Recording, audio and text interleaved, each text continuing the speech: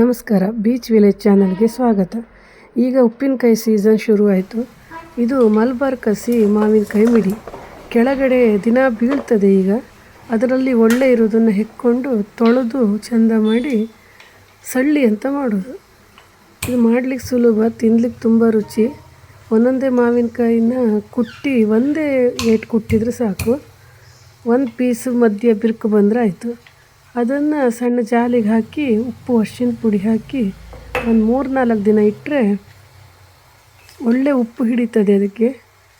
ಆ ಸಳ್ಳಿಯನ್ನು ಮೊಸರನ್ನಕ್ಕೆ, ಗಂಜಿ ಊಟಕ್ಕಂತೂ ತುಂಬ ಸೂಪರಾಗಿರುತ್ತೆ ತಿನ್ನಲಿಕ್ಕೆ.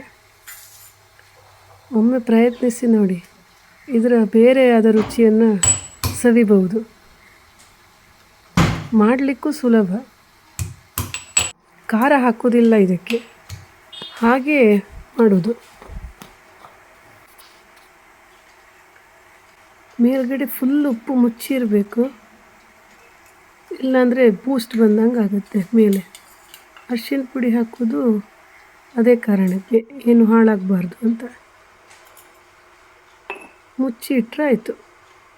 ಇದು 4 ದಿವಸದ ಮೇಲೆ ಈ ಥರ ಕುಟುಂಬ ಅಂತ ಸಳ್ಳಿ ರೆಡಿಯಾಗಿರ್ತದೆ.